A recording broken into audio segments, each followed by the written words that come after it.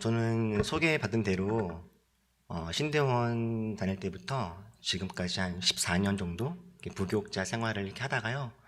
이제 작은 교회를 개척하려고 준비하고 있는 가운데 또 참좋은교회에서 처음으로 이렇게 또 말씀을 나눌 수 있게 되어서 개인적으로 참 영광이고, 말씀하신 것처럼 제 평생에 기억에 남을 것 같아요. 정말 첫 번째, 제가 부교육자가 아닌 어떤 스스로 제 주님의 사역을 잘 시작하는 그 첫 번째 발걸음의 첫 번째 교회이기 때문에, 또 제가 미국도 처음이고요.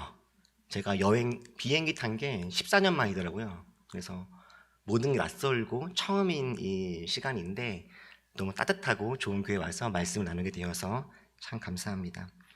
오늘 말씀은 저도 무슨 이야기를 나눌까 고민을 많이 했는데, 저 개인적으로는 저에게 앞으로 새로운 길을, 또 새로운 목회를 시작함에 있어서 저에게는 다짐이고, 또 우리 참 좋은 교회 많은 분들에게는 또 새로운 도전이 되었으면 좋겠다라는 마음으로 함께 말씀을 나누고자 합니다.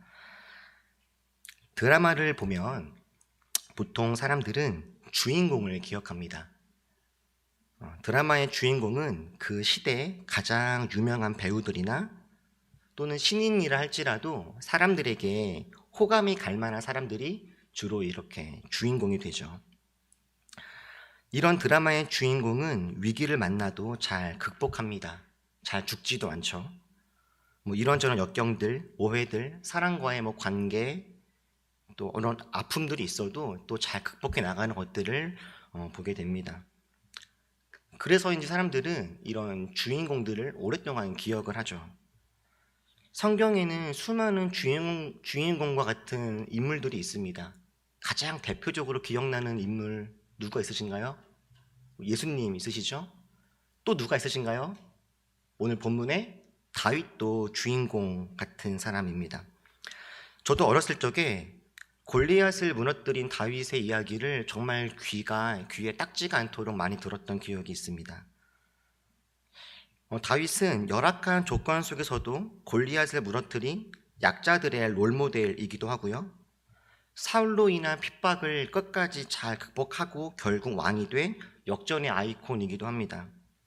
무엇보다 하나님께 사랑을 많이 받았던 그런 사람이죠. 그래서 사람들은 다윗을 참 좋아합니다. 다윗은 주인공과 같은 사람이죠. 그리고 다윗을 주인공으로 본다면 오늘 저희가 함께 읽었던 짧은 이 본문은 해피엔딩으로 끝나는 그런 이야기의 결말 부분을 저희는 오늘 함께 나누게 된 겁니다. 오늘 저희가 함께 읽었던 본문은 이미 우리가 너무 잘 알고 있는 사무엘하 11장과 12장에 나오는 이야기의 결론 부분만 저희는 함께 읽었습니다. 이 이야기는 다윗과 바세바 사이의 안타까운 사건의 결론 부분이죠. 우리가 이미 잘 아는 것처럼 다윗은 이스라엘이 전쟁 중임에도 불구하고 왕궁에서 느긋하게 낮잠을 자고 느지막이 일어나서 산책을 하다가 아리따운 여인 밧세바를 보게 됩니다. 다윗은 밧세바가 우리야라고 하는 장군의 아내임을 이미 알고 있었습니다. 그러나 영적인 민감함을 이미 잃어버린 다윗은 자신의 권력을 이용해서 밧세바를 집으로 불러들이고 동침을 하죠. 권력을 이용한 명백한 성폭력을 행사한 겁니다. 그리고 이 일로 인해서 밧세바는 임신을 하죠. 다윗은 하나님과 사람들 앞에서 큰 죄를 지었습니다. 더 안타까운 것은 다윗은 죄를 지은 다음에 그 죄를 회개하고 돌이키는 것이 아니라 죄를 죄로 덮으려고 했다라는 거죠. 밧세바의 임신 소식을 알게 된 다윗은 밧세바가 자신으로 인해서 임신했다라고 하는 것을 숨기기 위해서 전쟁 중이었던 이 우리야를 데리고 오게 합니다. 그리고 우리야로 하여금 밧세바와 동침하게 하여서 밧세바 속에 있는 이 아기가 우리야의 자식인 것처럼 이렇게 포장하려고 하죠. 그런데 우리야가 다윗의 계획과는 전혀 다른 모습을 보입니다. 우리야의 말을 한번 들어보시죠. 뭐라고 합니까? 우리야가 다윗에게 아뢰되 언약궤와 이스라엘과 유다가 야영 중에 있고 내 주 요압과 내 왕의 부하들이 바깥 들에 진치고 있거늘 내가 어찌 내 집으로 가서 먹고 마시고 내 처와 같이 자리이까. 그러니까 한마디로 말하면 우리아는 다윗의 이 계획과 명령에 거부하는 겁니다. 지금 전쟁 중인데 무슨 말씀이십니까? 라고 이야기하는 거죠. 사무엘하 11장과 12장을 통째로 이렇게 읽어보시면요, 이 우리아의 이 한 문장의 이야기가 전체적인 11장과 12장의 문맥과 참 어울리지 않는다라는 것을 보게 될 겁니다. 사무엘하 11장과 12장은요, 엉망진창인 상황들이 많아요. 그런데 유일하게 정신을 차리고 똑바른 이야기를 하고 있는 사람이 우리아이고, 그 대표적인 이야기가 저 말씀인 거죠. 우리아는 자신의 형제들이 지금 목숨을 걸고 싸우고 있는데 어떻게 내가 아내와 편안하게 잠자리를 가질 수 있겠느냐 이야기합니다. 이미 왕궁에서 낮잠을 자고 낯선 여자를 집으로 불러들여서 성폭행을 했던 다윗의 모습과는 너무나 상반된 그런 이야기이죠. 결국에 다윗은 계획이 실패합니다. 그런데 다윗은 자신의 계획대로 되지 않자 작전을 바꾸어서 어떻게 합니까? 우리가 다 잘 알고 있는 것처럼 우리아를 아예 죽이기로 결심하죠. 그러니까 죄가 점점 커지는 죄의 점진성을 정말 잘 드러내주고 있는 그런 이야기입니다. 다윗은 군대 장관인 요압에게 지시하여서 우리아를 전쟁의 최전선으로 내보내서 전쟁 중에 어쩔 수 없이 죽은 것처럼 그렇게 일을 꾸밉니다. 명백한 살인교사이죠. 그리고 다윗의 오른팔이자 이스라엘의 군대 장관이었던 요압은 다윗의 살인 명령을 착실하게 수행합니다. 그렇게 우리아는 그렇게 목숨을 잃어요. 그런데 우리가 다 잘 알다시피 이 이후에 다윗이 어떻게 됩니까? 제가 이게 앞에 안 보여서 그렇죠. 다윗은요, 하나님 앞에서 그 이후에 철저히 회개합니다. 그리고 하나님은 그런 다윗을 용서해 주시죠. 물론 다윗이 지은 죄로 인해서 말로 다 담지 못할 어려움을 만나기는 합니다. 그러나 결국 끝까지 다윗은 이스라엘의 왕이고 여전히 하나님의 사랑받는 사람이며 이스라엘 백성들은 여전히 다윗을 존경합니다. 심지어 지금 21세기를 살아가고 있는 지금 저희들에게도 다윗은 주인공이고 칭송받는 사람이고 많은 사람들에게 롤모델이 되기도 하죠. 이 전체 이야기의 주인공을 다윗이다라고 본다면 이 이야기는 분명 해피엔딩이다 할 수 있을 겁니다. 그리고 다윗 이외에도 오늘 이 이야기에는 몇 명의 등장인물들이 또 나오는데 밧세바, 솔로몬, 요압 이런 사람들이 등장합니다. 이들은 또 어떻게 되었습니까? 원래 우리아의 아내였지만 우리아가 죽은 이후에 밧세바는 다윗의 아내가 됩니다. 그리고 밧세바가 낳은 아들 솔로몬은 또 다윗을 이어서 이스라엘의 또 세 번째 왕이 되죠. 그러니까 밧세바는 남편도 왕이었고 아들도 왕인 그런 삶을 이후에 살게 되었던 겁니다. 솔로몬은 어떻습니까? 솔로몬은 아버지를 이어서 이스라엘의 왕이 되고 하나님의 사랑도 받고 또 지혜자라는 칭송도 받게 되죠. 우리아를 죽였던 요압은 어떻게 됐을까요? 요압은 다윗의 오른팔이었을 뿐만 아니라 다윗에게 칭찬을 듣습니다. 다윗으로 하여금 걱정하지 말아라, 잘했다 이런 말을 들어요. 그리고 이 일 이후에 요압은 탄탄들을 걷습니다. 그래서 끝까지 이스라엘의 2인자로서의 권력을 쥐고 편안하게 요압은 인생의 끝까지 갑니다. 다윗, 밧세바, 솔로몬, 요압 모두가 다 잘 되었습니다. 우리는 이 사건을 바라보면서 비록 죄로 말미암은 징계와 아픔은 크지만 무섭지만 그러나 우리를 포기하지 않으시고 사랑하시며 우리를 용서하시고 새롭게 하시는 하나님의 사랑을 봅니다. 그런데 이렇게 은혜롭다라고 생각하고 넘어가기에는 마음에 걸리는 한 사람이 있죠. 누구요? 우리아요. 우리는 이 이야기를 들으면서 그래, 우리 모두는 다 죄를 짓잖아. 하지만 죄를 지어도 다윗처럼 물론 힘듦이 있긴 하지만 결국 끝내는 주님께 용서받을 거야 라고 넘어갈 수 있지만, 그래서 이 말씀들이 참 은혜로울 수 있지만 우리아의 입장에서 돌아본다면 어떨까 싶은 거예요. 우리아는 사실 오늘 이 본문에서 사무엘하 11장과 12장에서 조연과 같은 사람입니다. 다윗 주위에서 다윗이 하나님으로 용서와 사랑을 받는 이 이야기를 더 극적으로 표현하게 해주는 사람이기도 하죠. 그런데 우리아는 이 사건에서 유일하게 믿음을 지키고 유일하게 성실하게 자신의 사명을 감당했던 사람이기도 합니다. 그런데 아이러니한 것은 이 이야기에서 해피엔딩이 아닌 건 오직 이 우리아밖에 없었다라는 거예요. 우리아는 믿음과 신의를 지킨 대가로 유일하게 목숨을 잃습니다. 우리아는 하나님과 사람들 앞에서 신실했고 믿음을 지켰으나 아무런 기적도 어떠한 특별한 일도 경험하지 못한 채 그냥 죽음을 맞이하고 끝나게 된 거예요. 여러분, 주인공 다윗 말고요, 조연인 우리아를 생각해 보십시오. 어떻습니까? 혹 우리가 우리아와 같은 상황이라면 여러분 어떤 마음이 드시겠습니까? 자신을 죽음에 이르게 한 다윗은 비록 하나님께 징계를 받기는 했으나 결국은 회개해서 용서받게 되었고, 사람들은 자신을 죽인 그 다윗을 여전히 좋아합니다. 사랑하고요. 자신의 아내였던 바세바는 다른 남자의 아내가 되었고 아들을 낳아서 자신의 아내였을 때보다 훨씬 더 잘 살아갑니다.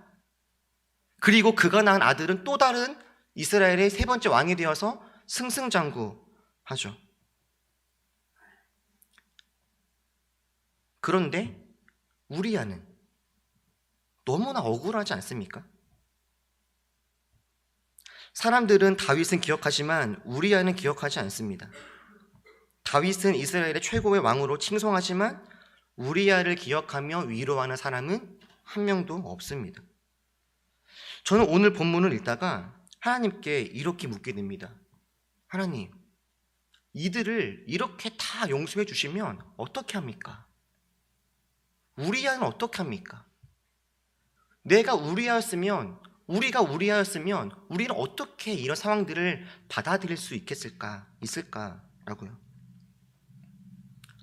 참 감사하게도요, 하나님은 저와 우리들에게 이 질문에 대답을 해 주십니다.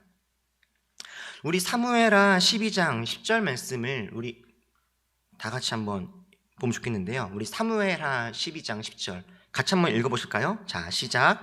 이제 내가 나를 업신여기고 햇사람 우리아의 아내를 빼앗아 내 아내로 삼았은즉 같이 내 집에서 영원토록 떠나지 아니하리라 하셨고, 주님 말씀하십니다. 다윗아, 너가 나를 업신여겼다. 저 이야기를 듣고서 다윗은 주님께 오히려 이렇게 반문할 수 있을 겁니다. 하나님, 제가 잘못한 게 맞습니다. 그렇죠. 잘못했죠. 그런데 제가 업신여긴 것은 우리아입니다. 주님이 뭐라고 하십니까? 내가 누구를 업신여겼다라고 말씀하십니까? 내가 나를이 누굽니까? 하나님을. 하나님은 너가 우리야만이 아니라 나를 업신여겼잖아 라고 말씀하시는 거예요. 하나님은 다윗이 우리야만 업신여긴 것이 아니라 우리야가 당한 그 일을 하나님 자신이 당한 일처럼 생각하고 계셨다라는 겁니다. 우리들은 어려운 일을 당할 때 주님께 이렇게 묻곤 하죠. 하나님, 내가 힘들어서 울고 있을 그때에 주님은 어디에 계셨습니까? 내가 아파서 주저앉아 있을 그때에 주님은 무엇을 하셨습니까? 해와 달과 별 다 주님 것이라고 하시는데, 전능하시고 전지하신 분이라고 하시는데, 내 삶에 이런저런 어려움이 있을 때 주님은 어디에서 무엇 하십니까? 우리는 그렇게 물을 때가 있지 않습니까? 그런데 우리가 아파하고 누군가에게 무시당하고 억울한 일 당하고 있을 때 주님 뭐라고 하십니까? 내가 너와 똑같이 무시당했고 내가 너와 똑같이 아팠고 내가 너의 힘듦을 알고 있다. 이렇게 말씀하시죠. 하나님은 우리들이 억울하여서 힘이 들고 아파하고 분노하고 있을 때 주님은 우리처럼 똑같이, 아니 우리보다 더 크게 분노하시고 아파하시고 우리와 동행하시는 분이라고 말씀해 주시는 거예요. 뿐만 아니라 하나님은 또한 이렇게 말씀하십니다. 마태복음 1장 6절에서 이렇게 이야기하죠. 다윗은 누구에게서? 우리아의 아내에게서 솔로몬을 낳았답니다. 여러분, 성경은 밧세바를 누구라고 합니까? 다윗의 아내라고 이야기하지 않고 우리아의 아내라고 이야기하죠. 하나님은 밧세바를 우리아의 아내라고 말씀하시는데 오히려 사람들은 우리아를 잊고 밧세바를 이제 다윗의 아내 솔로몬의 어머니라고 기억하고 있을 바로 그때, 아니야, 밧세바는 우리아의 아내야 라고 이야기를 해주는 거예요. 이게 무슨 의미입니까? 하나님은 이 사건을, 하나님은 죽은 우리아를, 하나님은 가장 약하고 비참하게 삶을 마무리했던 그 우리아를 잊고 있지 않았다라는 거예요. 우리아가 죽고 저 마태복음이 쓰여지는 그때까지 이미 1000년의 시간이 지났습니다. 1000년의 시간이요. 근데 그 1000년의 시간이 지나도, 그리고 지금까지 마태복음으로부터 지금 저희까지 2000년의 시간이 지난 지금까지도 하나님은 여전히 우리아를 기억하시고 계시다라는 거예요.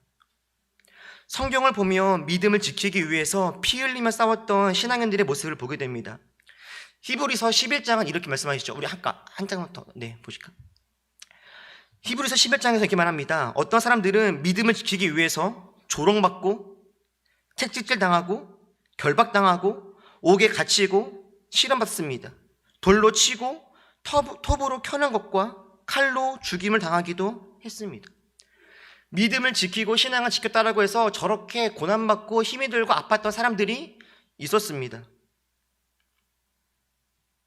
그런데 저들이 저렇게 힘이 들고 아픔을 겪고 있을 바로 그때 저들에게도 역시 우리아처럼 어떤 특별한 기적이나 이적이나 어떤 새롭게 나타날 수 있는, 살아날 수 있는, 마치 다니엘처럼 사적으로 들어갔어도 그 사적으로에서 기적과 같이 일어날 수 있었던 그런 놀라운 일들은 저들에게는 일어나지 않았어요. 그러나 주님은 이렇게 말씀하시죠. 저들이 그렇게 힘이 들고 아파하고 있을 그때 구름같이 허다한 증인들이 있었다라고요. 저들이 그냥 비참하게 혼자 죽어간 것이 아니라 하나님은 그들의 삶과 아픔을 보셨고 구름같이 허다한 증인들이 그들과 함께 응원했고 그들의 죽음은 죽음으로 끝난 것이 아니라 이 땅 가운데 피 흘림의 순교가 되어서 또 다른 생명으로 이어지게 되었다라고요. 비록 고통과 아픔이 있었지만 그들을 바라보시면서 기억하고 응원하는 허다한 증인들, 하나님의 마음들, 하나님의 칭찬들이 있었다라는 거예요. 사람들에게 오해받고 억울하고 힘들지만 하나님은 그런 우리들을 기억하시고 격려하시고 위로하시는 분이심을 오늘 우리에게 말씀해 주시는 거죠. 사랑하는 우리 참좋은교회 교우 여러분, 믿음을 지키고 신앙생활을 열심히 하면 우리 삶이 잘 풀리게 됩니까? 저는 정말 그랬으면 좋겠습니다. 그리고 그런 일들이 정말 가득하시기를 축복합니다. 그런데 항상 그런 것만은 또 아니죠. 오히려 믿음을 지키다가 우리는 불이익을 당하게 되는 경우들이 종종 있습니다. 십자가의 길을 걷다 보면 어려움을 만날 수도 있죠. 불의와 타협하지 않고 이웃들을 사랑하고 섬기다 보면 오히려 상처받고 오해를 받기도 합니다. 여러분, 사랑이라고 하는 것은 반드시 수고를 요구합니다. 수고가 없는 사랑은 없습니다. 사랑한다라고 하는 것은 반드시 수고를 요청하죠. 그런데 수고는 말 그대로 수고로운 겁니다. 힘이 드는 거예요. 누군가를 사랑한다라고 하는 것은 그를 위해 수고한다는 것이며 상처받기를 각오한다라는 것입니다. 상처받지 않는 유일한 방법은 사랑하지 않는 겁니다. 상처받기 싫으시면 사랑하지 않으시면 돼요. 그런데 문제가 있죠. 하나님은 우리가 사랑하기를 바라신다라는 거 아닙니까? 주님 말씀에 순종하여서 사랑하면서 살아가려고 하는 사람들, 그렇게 믿음의 길을 걸어가려고 하는 사람들 중에는 또 저는 이 참 좋은 교회 많은 분들 중에 우리야처럼 정말로 말씀대로 살아가려고 애쓰시는 분들이 많이 있는 줄 압니다. 사랑하려고 하고 거짓말하지 말라라고 하는 하나님 말씀을 가지고 정직하게 사업하시는 분들이 있죠. 그렇게 사업하면 정직하게 믿음을 지키면서 주님에게로 걸어가면 사업이 승승장구하게 될까요? 그랬으면 좋겠습니다. 그러나 때로는 정직하게 사업하고 믿음을 지킨 대가로 사업이, 직장 생활이 더 힘들어지는 경우들도 없지 않습니다. 교회에서 이곳 저곳에서 봉사합니다. 봉사하면 항상 기쁘기만 한가요? 그렇지 않습니다. 봉사하지 않았으면 듣지 않을 여러 가지 핀잔과 뒷말들을 봉사를 하면 듣게 되죠. 교회에서 이런 저런 말을 듣지 않으려면 간단합니다. 어떻게 하면 될까요? 적당히 나오면 돼요. 적당히 나와서 적당히 뒤에 앉아 있다가 적당히 예배 드리고 적당히 집에 돌아가면 교회에서 사람들과 싸우거나 다투거나 이야기 들을 상황들이 저는 생기지 않을 겁니다. 그런데 주님 말씀 따라서 누군가를 사랑하려고 하고 교회를 섬기려고 하고 믿음의 길을 걸어가려고 하면 그 안에서 크고 작은 갈등들, 어려움들을 만나게 되어지죠.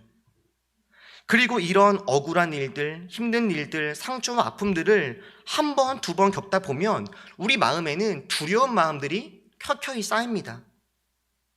상처받을까봐, 억울한 일 당할까봐 아무것도 안 하게 되죠. 그러나 우리 사랑하는 참 좋은 교회 성도 여러분, 사람들은 잊을지라도 하나님은 그런 우리들을 기억하십니다. 1000년이 지나고 3000년이 지나도 하나님은 이것을 우리 모두가 함께 기억하기를 바라십니다. 우리에게 구름같이 둘러싼 허다한 증인들이 우리들의 믿음의 선한 싸움을 응원합니다. 우리들의 믿음의 이 싸움은 하나님께 기억된 바 되어서 우리가 주님 앞에 섰을 그때에 주님께 자랑할 만한 이야기가 될 겁니다. 여러분들이 이미 들으신 것처럼 저는 이제 한국에 돌아가면 이제 작은 교회를 시작을 합니다. 한국에는 이미 유명한 대형 교회들이 많이 있습니다. 그러나 작지만 건강한 교회가 들어가야 할 곳들도 여전히 많이 있습니다. 이 시대에는 대형 교회의 사역과 사명들을 감당할 영역들이 있지만 작고 건강한 교회가 또 감당해야 될 또 그런 상황들이 여전히 많이 있어요. 그래서 주님 말씀에 따라서 순종하는 마음으로 작은 하지만 건강한 주님이 기뻐하실 만한 교회를 개척하려고 하는 겁니다. 저는 어떤 교회를 세우면 좋을까 주님 앞에서 기도하는 가운데 하나님께서 저 마태복음의 말씀에 기초한 교회를 세우면 좋겠다라는 마음을 주셨어요. 수고하고 무거운 짐진 자들이 다 와서 하나님 안에서 쉼을 얻을 수 있는 그런 공동체 말입니다. 수고하고 무거운 짐진 자들 모두요. 돈이 있고 성공하고 여유가 있는 사람들만이 아니라 삶에 아무런 문제가 없어서 내 삶은 주님께 받은 복이 큽니다. 이렇게 좋은 간증만 할 수 있는 사람들 말고 삶이 힘들고 어려워서 어딘가에서 나의 삶을 드러내기 어려운 수고하고 무거운 짐진 사람들이라 할지라도 모두가 다 올 수 있는 그런 교회예요. 그들이 와서 하나님이 주시는 쉼을 누릴 수 있는 교회예요. 그런 교회를 하고 싶어요. 저는 그래서 수고하고 무거운 사람들이 와서 하나님의 안식을 충분히 누릴 수 있는 또 그런 세상을 꿈꾸는 사람들이 모여있는 교회, 그래서 교회 이름을 올리브교회다라고 지었습니다. 모두가 행복한 세상을 꿈꾸는 사람들이 함께 공동체를 이루면 좋겠다 꿈꾸고 있어요. 그렇게 저희 교회는 무성한 올리브 나무가 되어서 하나님의 샬롬을 전하는 그런 공동체를 잘 세워보려고 하는 그런 상상과 꿈을 가지고 있습니다. 제가 이런 교회를 개척한다라고 하니 정말 많은 분들이 물으십니다. 요즘 개척교회 다 힘들어요. 다 안 돼요. 어려워요. 라고요. 그런데 이 길을 왜 가려고 하십니까? 라고 물어요. 저는 저희 부모님이 개척교회를 하시는 모습을 가까이에서 보았습니다. 저희 부모님은 40대 후반에 제가 고등학교 2학년 때 교회를 개척하셨어요. 저희 부모님이 개척한 교회는 서울 옆에 인천 기억나십니까? 그 인천에 가장 싼 곳에 반지하로 시작된 교회였습니다. 그렇게 그 반지하에서 시작된 교회를 20년을 하셨어요. 그리고 그 반지하에서 은퇴를 하셨고 저희 아버지 어머니가 은퇴하실 그때에 교회 간판도 함께 내려지게 되었습니다. 저희 교회는요 토요일마다 예배를 드렸는데 많은 분들이 오셔서 함께 기도하고 찬양하는 교회였어요. 그렇게 교회 와서 뜨겁게 찬양하고 뜨겁게 기도하고 회복이 되면 또 본인이 섬기시던 큰 교회로 가십니다. 그러다가 또 힘이 들고 어려우신 분들이 또 교회로 오세요. 주중에 매일마다 기도하고 찬양하고 또 말씀 안에서 힘을 얻고 회복되면 또 가십니다. 섬기시는 교회로. 그러다 보니 저희 부모님께서 개척하시고 사역을 마무리하시고 은퇴하시는 그때쯤 되니까요 여전히 예배 드리시는 분들이 있는데 이 교회 교인이다 내가 책임져야지 함께 짐을 짊어져야지 하시는 분들이 없었던 거예요. 그렇게 우리 부모님의 교회 하시는 모습들을 제가 지켜보면서 고등학교 2학년 때였으니까요 저도 갈등하기도 하고 저렇게 하지 말아야지 이런 생각도 하게 되고 크고 작은 여러 가지 하나님 안에서 갈등들을 많이 겪었었죠. 그런데 이 모든 과정을 가까이에서 지켜봤지만 저는 나도 그 길을 가야겠다라는 생각들을 하게 되었어요. 그게 왜냐하면 우리 부모님은 실패했으나 나는 성공할 거야 라고 하는 그런 자신감이 저한테 있어서가 아닙니다. 저는 그런 마음이 있었어요. 반지하로 시작했다가 반지하로 끝이 나서 결국에 내가 은퇴할 때 간판을 내리는 한이 있다 할지라도 중요한 것은 이 교회가 유지되느냐 아니냐가 아니라 이 교회가 하나님께 기쁨이 되느냐 기쁨이 되지 못하느냐가 중요한 것이겠구나 라고요. 그런데 제가 아무리 고민해봐도 이런 교회는 하나님이 기뻐하시는 교회이고 필요한 교회이며 이 시대에 이런 교회가 반드시 있어야겠구나 라는 생각들을 하지 않을 수가 없었습니다. 많은 분들이 걱정해 주시는 것처럼 고난이 오겠죠. 힘든 일이 왜 없겠습니까? 그러나 저 역시 또 우리 올리브교회 교인들 저희는 그 사람들을 올리버라고 부르거든요. 귀엽죠? 저희 올리버들은 힘이 들고 어려운 그 순간순간 올 때마다 우리아를 기억하시는 하나님을 저희 역시 기억하려고 합니다. 그리고 이렇게 새 길을 시작하려고 하는 저에게 이 참 좋은 교회는요 아주 큰 위로가 되고 큰 희망이기도 합니다. 천 목사님하고 이런저런 이야기를 많이 나눠요.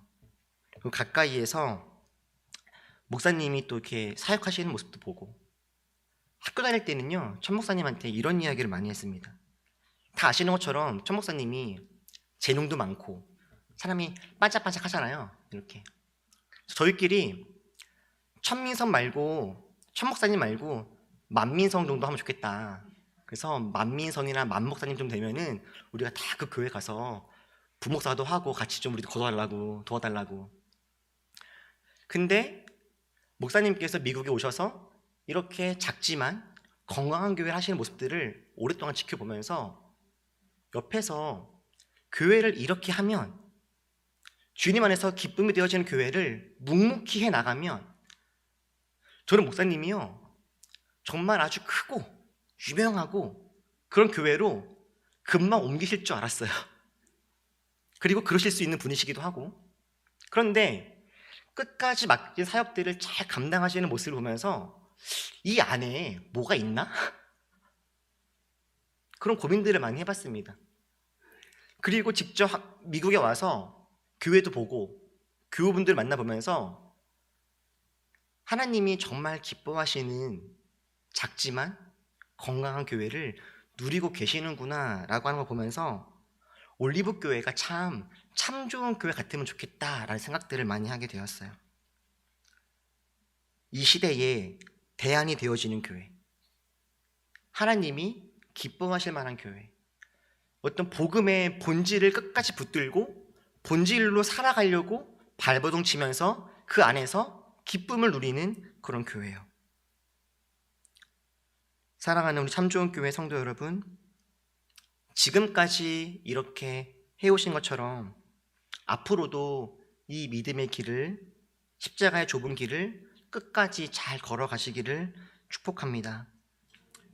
때로는 답답한 일을 당하기도 하고 억울한 일을 만날지라도 우리를 기억하시고 함께 하시는 그 하나님을 우리 바라봅시다.